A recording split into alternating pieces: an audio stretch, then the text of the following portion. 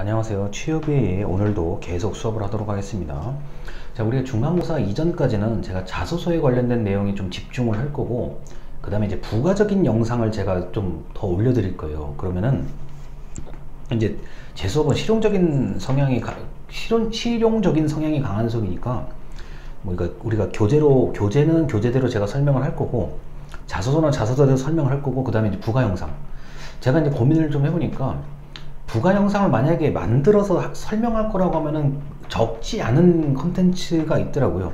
그래서 그거는 여러분들이 헷갈리지 않는 선에서 제가 설명을 계속 드릴 겁니다. 자, 71쪽인데 오늘 얘기할 거는요, 이제 회의 같은 거를 할 때 이제 아주 중요한 거고, 자소서에도 요런 단어는 썼으면 좋겠다는 것들이에요. 자, 예를 들어서 71쪽에 중간 문단입니다.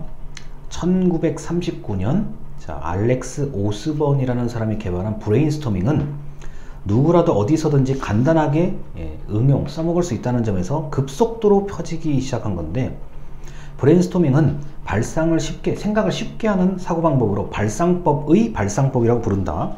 자, 브레인스토밍이라는 단어를 모르는 분들은 지금 이 영상을 보시는 분들 중에는 없을 거예요. 근데 저는 이제 이 내용을 설명하고 이 내용이 자소서에 어떻게 이제 쓰이는지를 좀 알려드릴게요. 자, 73쪽에 맨 위에 보면은 브레인스토밍을 할 때 유의할 점. 자, 어떤 내용이라도 다른 사람의 아이디어, 그리고 나의 아이디어를 비판하지 말아야 된다. 자유분방하고 엉뚱한 아이디어라도 환영해야 된다. 자, 이게 요새 말하고 뜬금포가 터지는 그런 아이디어라도 환영을 해야 된다. 자, 가능한 많은 아이디어를 내놓아야 한다인데, 자, 네 번째가 여기서 뭐냐면은, 이게 서로가 이제 자유롭게 얘기하다가 누가 하나가 딱 얘기를 했는데 그 얘기한 내용에 대해서 모두 공감할 때, 맞아, 그거였어 라고 하면 그 아이디어에 이어서 계속 꼬리에 꼬리를 물고 더 자유로운 아이디어를 얘기하는 겁니다. 이게 무슨 말이냐면요, 이 책에서는 그렇고 다른 책에서는 마찬가지인데, 좋은 아이디어를 많이 내는 거 맞아요. 그게 이제 기본적인 얘기인데, 그 좋은 아이디어를 많이 내다가 어떤 사람의 아이디어에 요새 말로 꽂히는 거예요. 전부 다 맞아, 그거야 하는 순간 그 아이디어를 기점으로 계속 덧붙여 나가는 거예요. 그래, 그러면 이렇게 되고 또 이렇게 되고 이렇게, 그렇게 완결된 아이디어가 하나 나오면 그게 최고입니다. 이 브레인스토밍은 다양한 아이디어를 이런저런 얘기하다가 하나에 딱 이제 모두가 동의하는 어떤 공감하는, 이제 딱 흔히 말로 딱 꽂히는 아이디어가 생기면 그걸 중심으로 굉장히 깊이 있는 꼬리에 꼬리를 무는 아이디어들이 나오게 되는 게 이게 브레인스토밍이에요. 자, 그런데 이거는 이제 여기까지 설명을 하는데, 이제 자소서 여러분들이 어떻게 이제 이걸 활용을 하냐, 뭐 이런 게 있을 수 있잖아요. 질문에요. 자, 뭐 구성원들끼리 협력해서 어떤 목적을 달성한 일이 있으면 적어보십시오. 그런 경험이 있으면 적어보십시오. 그럴 때 우리가 보통 뭐 이런 얘기를 많이 쓰더라고요. 뭐 조별 과제를 했는데 뭐하고 뭐 생각이 서로 달라가지고 뭐 이렇게 그런 얘기를 많이 쓰는데, 제가 아직까지 그 우리 수강생 여러분들이 자소서를 보면은 브레인스토밍이라는 단어를 쓰신 분이 없었어요. 자, 무슨 목표를 달성하기 위해서 우리 조원 5명은 브레인스토밍이라는 것을 통해서 목표를 달성하는 방법을 찾았다. 이런 뭐 A라는 방법을 찾았다. 이렇게 쓰시는 분이 없다는 얘기예요. 이게 브레인스토밍이라는 단어가 하나가 딱 들어가면은 읽는 사람 입장에서는 브레인스토밍 방법으로 목표를 접근했고, 목표 달성을 위한 방법을 접근했구나, 찾았구나. 그러면은 다른 내용이 좀 약간 좀 부실하더라도 그래, 브레인스토밍을 해서 브레인스토밍이라는 방식으로 목표를 달성하는 방법을 찾았구나, 이렇게 되면은 읽는 사람이 굉장히 간편하게 읽을 수가 있어요.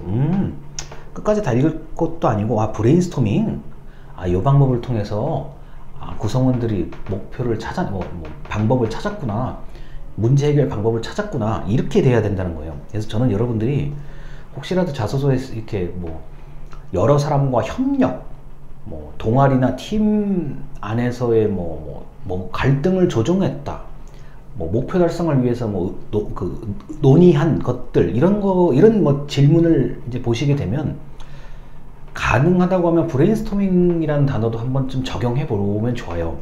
그리고 여러분 실제로 뭐 지금은 뭐 코로나 상황 때문에 조별 과제 하기가 이게 좀 쉽지는 않겠지만 이제 내년쯤 됐을 때는 분명히 대면 수업을 할 거라고 저는 봐요. 그럴 때 여러분들이 이제 저 친구들끼리 뭔가 의논을 할 때 브레인스토밍을 한번 해보세요. 그런 경험을 한 번 정도 해보시면 그 경험을 바탕으로 자소서에다가 명확하게 쓸 수가 있죠. 무슨 과제에 대해서, 무슨 공모전에 대해서 브레인스토밍을 통해서 이렇게 뭐 찾아냈다, 이런 식으로. 저는 그게 가장 올바른 방법이라고 생각을 합니다. 제가 보기에는요. 자, 그런데 이제 브레인 라이팅이죠. 자, 73쪽의 아래에서 7번째 줄이요. 자, 독일인 홀리겔이 개발한 635법이요.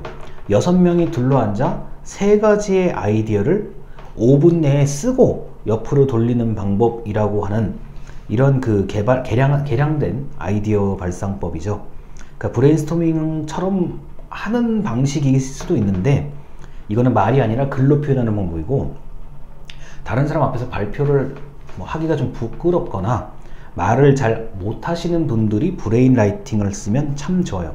자, 635법도 제가 이제 실제로 체험을 뭐 종종 하는 사람인데 뭐 굳이 딱 6명 아니어도 됩니다. 한 그러니까 5명 정도 둘러 앉아가지고 3개의 아이디어를 내가 포스트잇에 적어요. 생각나는 대로 적어요. 적으면 자, 옆 사람한테 돌리고, 그럼 옆 사람이 제 거를 저한테 주고요. 또 저 5분 이내에 다른 사람 아이디어를 보고 거기다가 또 이제 뭐 이렇게 좀 더 부가적으로 더 적는다는 것, 이런 거 포스트잇으로 보통 이제 많이 사용을 하고요. 그 다음 74쪽입니다. 그 브레인 라이팅을 할 때 유의할 점. 자, 브레인스토밍보다는 아무래도 뭔가를 써야 되기 때문에, 단어나 문장을 써야 되기 때문에 자발성이 좀 떨어질 수 있다는 점. 자, 글 쓰는 거를 두려워하는 사람들이 은근히 많거든요. 그런 사람이 만약에 많다 그러면은 브레인 라이팅은 의미가 없습니다. 자, 그리고 남이 쓴 거를 보고 내가 그거를 보고 생각을 하는 거기 때문에 잘못 이제 좀 적용이 되다 보면은 나 맞아, 나 이 사람 생각에 완전히 동의해, 이렇게 될 수도 있어요. 그래서 최대한 이 브레인 라이팅은 동의할 건 동의하고 또 거기에 맞춰서 전혀 다른 생각들을 적어두면은 나중에 이게 어떻게 되냐면요, 이제 포스트잇 개념으로 제가 설명을 드릴게요. 한 20-30명이 모여서 브레인 라이팅을 해요. 포스트잇을 붙여요. 이렇게 여기를 붙여요. 그러면은 이걸 이제 이끌어가는 사회자 입장에서는, 그러니까 진행자 입장에서는, 자, 유사한 것끼리 이렇게 옮겨 붙이고 차이가 나는 것끼리 이게 옮겨 붙여요. 그러면 이게 한 2개나 3개의 집단으로 보통 구분이 돼요. 제가 이제 전공하는 행정학, 정부에 관련된 브레인 라이팅 같은 경우는 찬성, 반대, 뭐 제3에 대한 이렇게 해가지고 이게 보통 3개 정도로 나눠지거든요. 그럼 그걸 보고 이제 이러는 거죠. 나하고 똑같은 포스트잇, 나하고 똑같은 생각을 하는, 유사한 생각을 하는 포스트잇이 이렇게 있고, 내가 전혀 생각지 못했던 포스트잇도 있어요. 그렇게 브레인 라이팅을 하는 방법도 의외로 좋아요. 그리고 이런 게 있을 수 있습니다. 하나의 큰 종이에, 전지 같은 이런 종이에 그냥 쓰고 들어가요. 자, 첫 번째 쓰세요. 자, 두 번째 사람 쓰고요. 계속 이렇게 뺑뺑이 돌면서 써요. 쓰면서 제일 첫 번째 썼던 사람이 이제 다시 딱 볼 때쯤이면 굉장히 목록이 많아져요.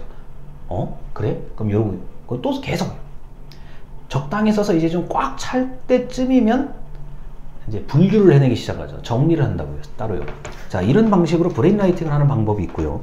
그 다음에 이제 마인드맵인데, 자, 75쪽이 그림을 보면 뭐 대번 이해를 하실 거라고 봐요. 마인드맵. 자, 75쪽 맨 위에 줄입니다. 자, 마인드맵은 생각의 지도를 말하는데 1971년에 영국의 토니 부잔이라는 상당히 이 교육공학을 전공하신 분으로 저는 알고 있습니다. 이런 분들이 자, 두뇌를 개발하는 기법을 사용을 해서 요새 초등학교 학생들에게 이제 자유연상 기법을 동원해서 이제 76쪽처럼 이런 그 예쁜 그림을 그려가면서 마인드맵을 하죠. 자, 그런데 이제 77쪽에 마인드맵을 할 때 유의점 맨 위에 줄입니다. 자, 강조하라. 자, 마인드맵의 중앙에는 항상 이미지를 사용하라. 이럴 수도 있지만 아닐 수도 있습니다. 자, 결합해라. 자, 연결관계를 화살표로, 자, 뭐 왼쪽에서 오른쪽으로 갔느냐, 오른쪽에서 왼쪽으로 갔느냐, 이 화살표를 이용해라. 그 다음에 명확하게 하라. 하나의 선에는 하나의 단어만 뭐 두 개, 그러니까 뭐 길게 만들지 말라는 거예요. 딱 그 분류할 수 있을 만큼 좀 세분화시키라는 얘기인데, 이 지금 이제 요 3번에 대한 얘기입니다. 3번에 대한 얘기인데, 이게 분류 기준이 명확하게 이제 돼야 되기 때문에 나중에 이 마인드맵이 고차원 단계가 올라가면 올라갈수록 더 체계적이에요. 굉장히 논리적이에요. 우리가 컴퓨터에 바탕화면 보면은 이 클릭 2번 하면은 폴더 쭉 나오고 또 클릭하면 폴더기 나오잖아요. 그런 식으로 상당히 체계화되게끔 되는 게 원래는 마인드맵이에요. 그러니까 매우 논리적인 구조를 가지고 이게 컴퓨터 폴더 이렇게 카테고리 분류가 되듯이 그렇게 돼야만 되는 게 마인드맵인데, 이제 이게 우리가 어린아이들 중심으로 이걸 좀 가르치다 보니까 그런 좀 그렇게까지 논리적인 걸 바라지는 않습니다. 자, 그리고 79쪽입니다. 자, 4번이요. 79쪽의 맨 위에 줄 4번. 생각나는 아이들은 모두 그려라. 자, 낙서도 포함돼요. 낙서도 포함되고, 여러분이 회의 같은 걸 하다 보면은 그냥 아무 의미 없는 낙서를 하시는 분들이 은근히 많아요. 그 왜 그러냐면은 좀 본인이 회의의 지루함을 덜기 위해서 낙서를 하는 경우도 있고, 뭐 때에 따라서는 예쁜 그림, 귀여운 그림들을 이제 캐리커처로 그리는 사람들도 있어요. 그 그림이 좋아요. 저는 굉장히 권장합니다. 자, 그래서 그런 거를 하면은 그 좀 아이디어를 좀 이제 발휘하는데 좀 나타내는데 도움이 될 거고, 자소서와 연결했을 때는 그 자소서를 쓸 때 브레인스토밍, 브레인라이팅, 마인드맵을 이용해서 자, 뭐 분류를 하고 체계적으로 뭐뭐뭐를 거쳐서 이런 목표에 도달했습니다. 이 단어를 자소서에 썼으면 좋겠어요. 만약에 여건이 된다고 하면. 마인드맵이라는 단어가 딱 들어가는 순간 자소서의 어떤 그 좀 질적인 수준이 많이 높아져요. 뭐 이렇게 이런저런 말 복잡하게 할 거 없이 마인드맵으로 이걸 찾았다고, 이걸 해결했다고, 이제 이런 거는 굉장히 A급 자소서에 속합니다. 저 자신도, 저 스스로도 이 브레인스토밍, 브레인라이팅, 마인드맵을 다 하는 사람인데도 의외로 글로 쓸 때는 이런 단어를 잘 안 쓰거든요. 그래서 혹시라도 그런 기회가 있게 되면 꼭 이런 단어를 활용해 주셨으면 좋겠습니다. 영상 여기까지입니다. 감사합니다.